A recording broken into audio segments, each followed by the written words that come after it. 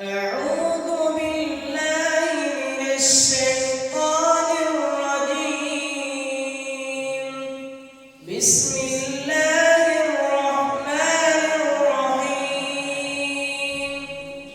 وإذ قال إبراهيم رب اجعل هذا البلد آمنا واجنبني وبني أن نعبد الأصنام.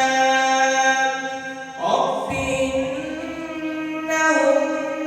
أضللن كثيرا من الناس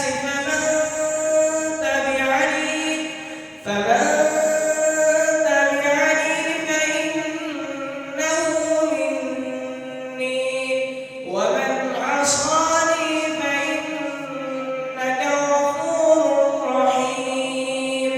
ربنا